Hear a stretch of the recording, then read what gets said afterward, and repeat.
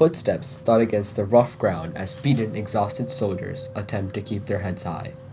Meanwhile, the flame of rebellion dwindled to an ember, and nearly all hope was lost for the colonists. In reality, the last chance for the 13 colonies wasn't the cunning George Washington, for he neither had the numbers nor materials to challenge the Redcoats.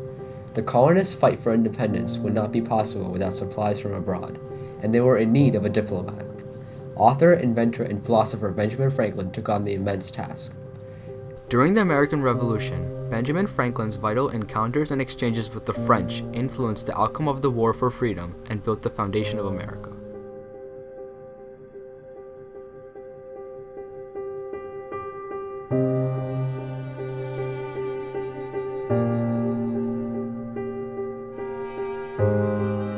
Following the 7 Years' War, Britain's resources were greatly drained.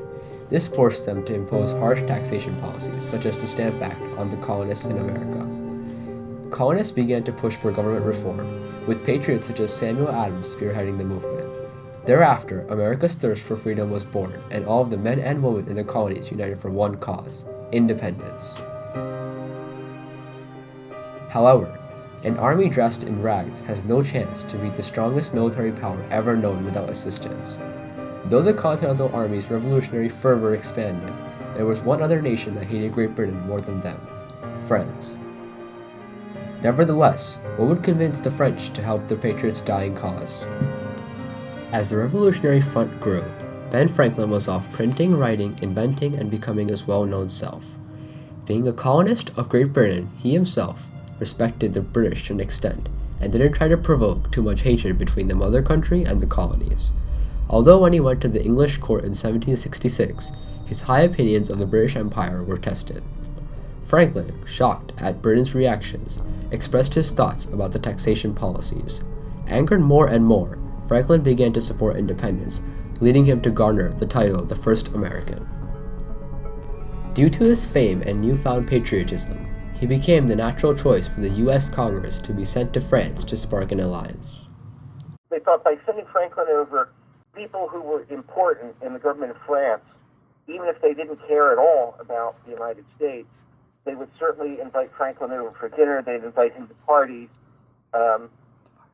because of his celebrity. I guess in the world of science today, it would be like Stephen Hawking. You know, he was like that big. Before Benjamin Franklin had even encountered the French with his ideas for an alliance, France was already on the lookout for a chance of revenge against Great Britain. Vergennes, the foreign minister of France, wanted to find out if America was formidable, trying to determine whether forming an alliance would be appropriate. Vergennes gave specific instructions to Bonvalois, a retired French spy, to contact Francis Damon. Francis Damon was a merchant who had been born in Paris and immigrated to Philadelphia, where he married an American woman. Damon was also a part-time librarian at Franklin's library company, so they had a close relationship. Using Damon, Bonvalois got in touch with the Committee of Secret Correspondence. This committee was specifically founded in order to establish the colonists' name outside the world, and Benjamin Franklin was a part of it. In these secret meetings, Bonvalois proposed his ideas for an alliance. Benjamin Franklin took advantage of France's curiosity and interest for an alliance by embellishing the colony's status in the war. He asked for military reinforcements and support to help with the battle. Bonvalois agreed to limited terms, and the exchange began. France secretly began helping the Continental Army in 1776, based on the fact that America had a chance of securing independence. France would not commit to an alliance with the United States unless the Continental Army could prove that they were capable of securing victories. This was solely due to the fact that France did not want to risk losing a war with Great Britain once again. France's major goal in supporting the United States was to cause trouble for Britain. And if trouble meant that France might gain an edge in the West Indies, that was part of it. But France had lost its most recent war with Britain, the French and Indian War, as it was called in America, the 7 Years' War in Europe. And so the French considered Britain to be their principal rival.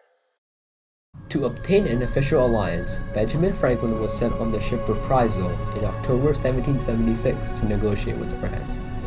Benjamin Franklin's encounter with the French court and exploration of the country played a key part in his journey. He met with his fellow commissioners Arthur Lee and Silas Deane, and began to convince the French court that America had a chance in the war. Young Louis XVI was arrogant and stubborn, and Franklin realized that his best chance was seducing Vergennes with his plans for a formal alliance. Surprisingly, a lot of the difficulty Franklin came across in France was his commission itself. Lee was very jealous of Franklin's popularity in the French court and was convinced that Franklin was against him. Lee was a kind of loose cannon and full of conspiratorial notions and so on. Dean and Franklin got along much better. They're more men of the world, and Dean was certainly probably making a little money on the side in organizing trade, and that's the kind of thing that got Lee very upset. But Franklin was a much more, how should we put it, a more realistic politician than Lee. Furthermore, America's alliance with France may not have been possible if Franklin wasn't so admired in the French court. Yes, it was very important for him to be popular, even though France was not a democracy or anything like that. Especially in Paris, the king and the court that was around him, the politicians and the women and men and so forth, they were all very influenced by the public opinion that was swirling through Paris. And Franklin played to them as much as he did to anybody else.